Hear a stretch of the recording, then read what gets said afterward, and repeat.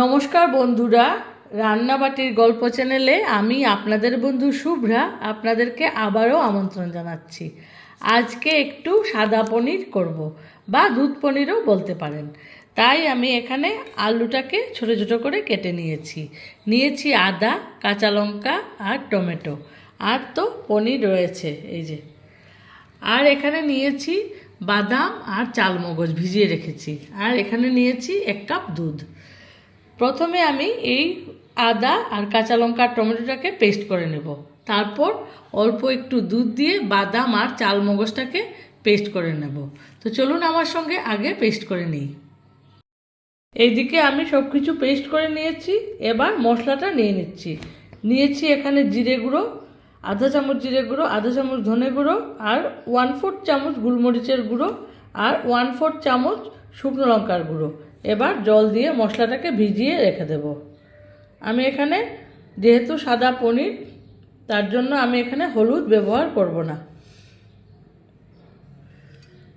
তো চলুন আমার সঙ্গে রান্নাটা শুরু করি।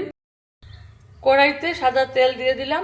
আমি রাইস ব্র্যান্ড অয়েল দিয়েছি, আপনারা সানফ্লাওয়ার অয়েলও ইউজ করতে পারেন। এখন আলুগুলোকে ভেজে নেব আগে।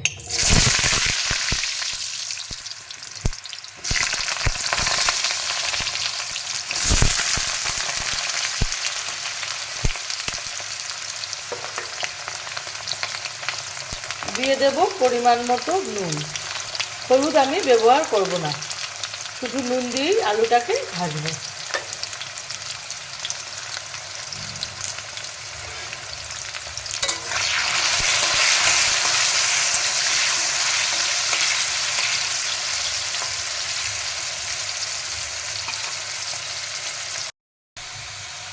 আলুটা ভাজা হয়ে গেছে, এবার নামিয়ে নেব।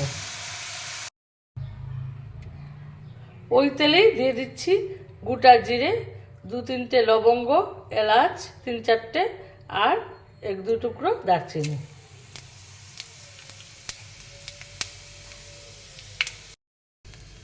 যখনই মশলা থেকে একটা সুন্দর গন্ধ বেরোবে তখন দিয়ে দেব ভিজিয়ে রাখা মশলাটা।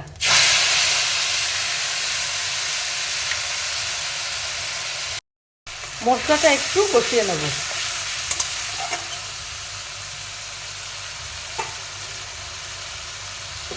এখন দিয়ে দিচ্ছি বেটে রাখা টমেটো আর আদা পেস্টটা,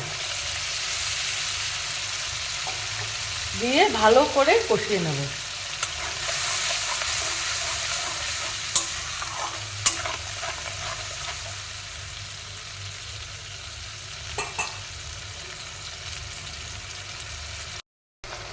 তেজপাতার কথাটা বলতে ভুলে গিয়েছিলাম বন্ধুরা, একটা তেজপাতা জিরের সঙ্গে যখন আপনারা সোমবার দেবেন ওই গোটা গরম মশলা আর জিরে, তখন তেজপাতাটা অ্যাড করে দেবেন।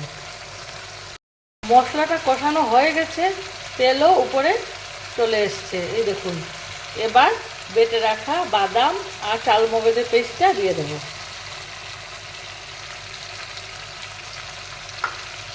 দিয়ে ভালো করে কষিয়ে নেব।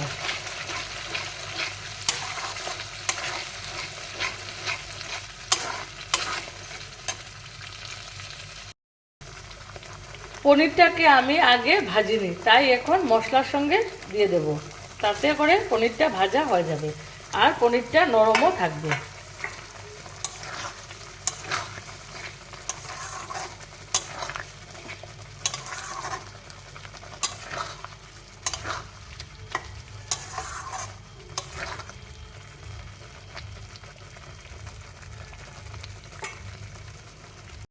পনিরটা অল্প কষিয়ে নিলাম, এখন ভেজে রাখা আলুগুলো অ্যাড করে দিচ্ছি।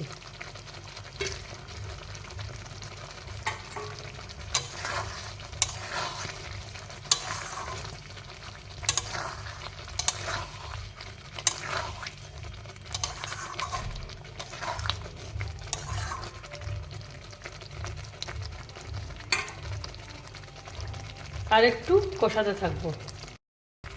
সব কিছু ভালো করে কষিয়ে নিয়েছি, এবার দিয়ে দেব জল।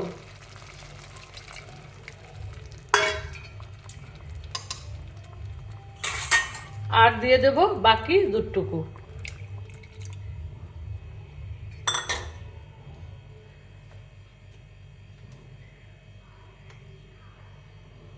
দিয়ে দেবো 3-4টে কাঁচা লঙ্কা। এখন ভালো করে সিদ্ধ হতে দেবো। আলুটা যাতে ভালো করে সিদ্ধ হয় তার জন্য একটু সময় ধরে কম আঁচে এটাকে সিদ্ধ করে নেব। দিয়ে দেব পরিমাণ মতো নুন, আর দিয়ে দেব কিশমিশ।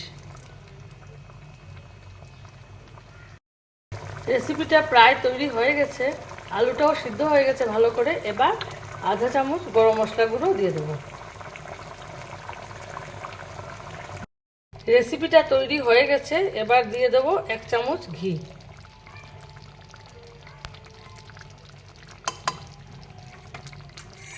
এবার নামিয়ে নেব।